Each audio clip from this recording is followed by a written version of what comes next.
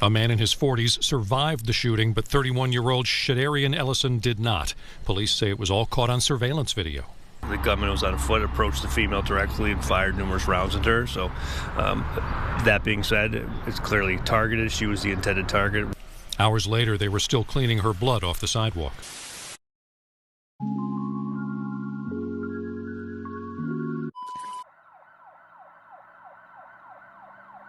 Just before 11 p.m. on June 2nd, Hartford police responded to the area of 184 Westland Street after receiving a shot spotter notification and 911 calls for reports of a shooting. Upon arrival, they would find an adult male and an adult female suffering from multiple gunshot wounds. Officers tell us just after 10 o'clock last night, they were alerted to a possible shooting on Westland Street.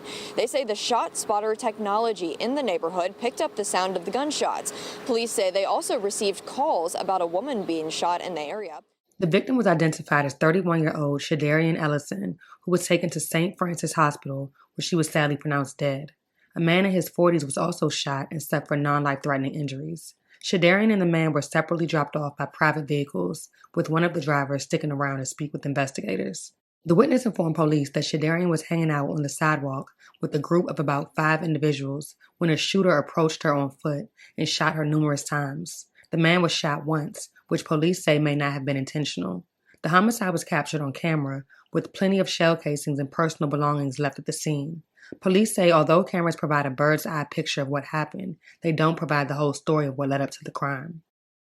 Police have identified the woman as a 31-year-old Shadarean Ellison. Now, investigators say the shooter came up to her and fired several shots.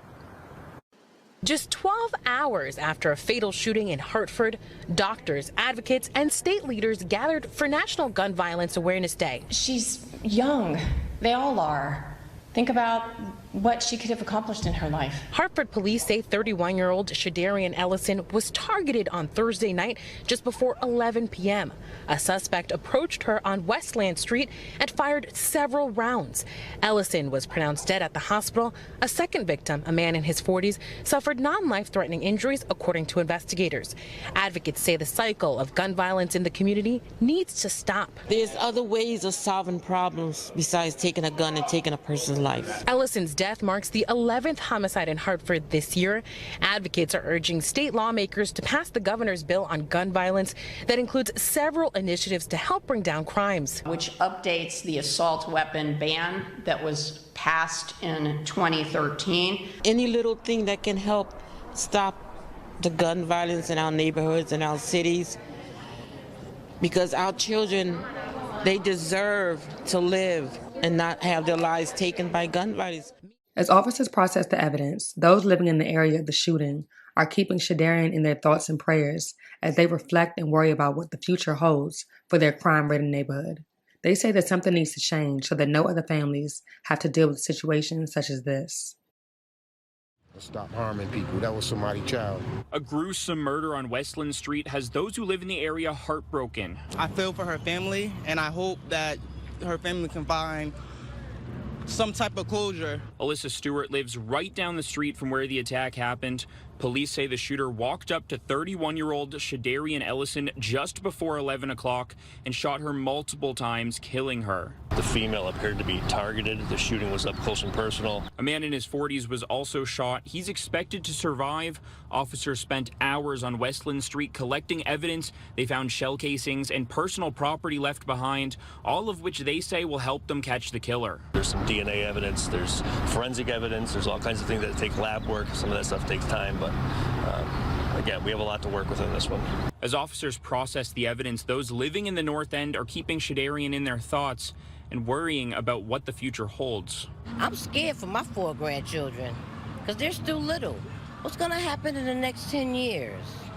It's a scary thing to think about. I would just like to see people stop the violence, just put down the guns, and I would like for the cops to take the guns from off the streets. These things happening, you know, it's part of the North End, a culture that has become too often. Archbishop Dexter Burke, whose church is right around the corner from the shooting, says sadly, scenes like this are all too common in the North End. Summer is coming, it's going to be hot, and this is just what happens, right? And so we need to put more things in place to ensure that these kind of violence don't happen. Shadarian's murder marks Hartford's 11th homicide this year. As of right now, Hartford Police Major Crimes and Crime Scene Divisions are pursuing leads in the case, but say it's still too early to determine a motive.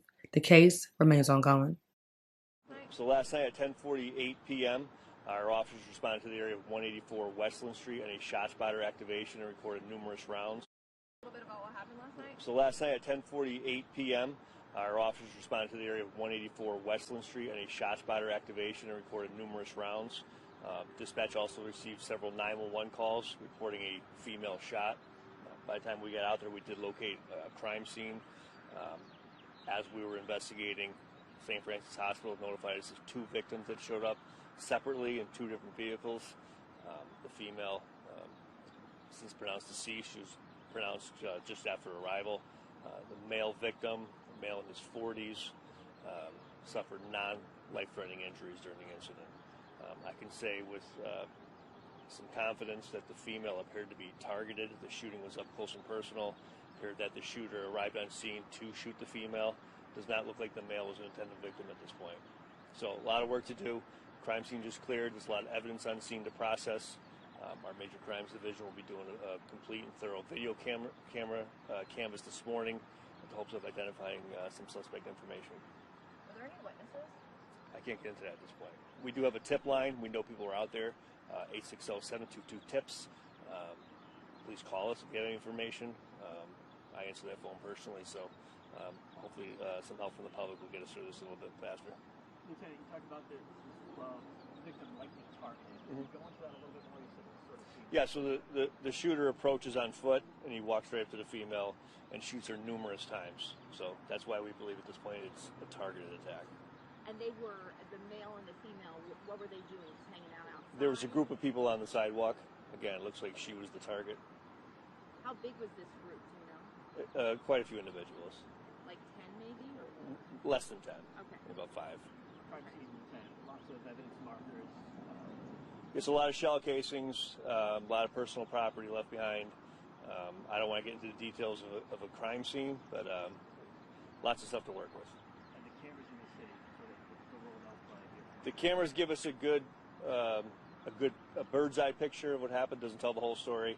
Still a lot of police work to do. There's a lot of detective work to do. The cameras do help, but they're not everything. So that's why some of these investigations take a little bit. There's some DNA evidence. There's forensic evidence. There's all kinds of things that take lab work. Some of that stuff takes time, but again, we have a lot to work with in this one. You said they arrived in 2 separate cars? Correct. Do you know if either of them tried to drive themselves or were they dropped off? They were both dropped off. Okay. Did that person stick around? Do you know? Is anyone? One of them did, and one of them didn't.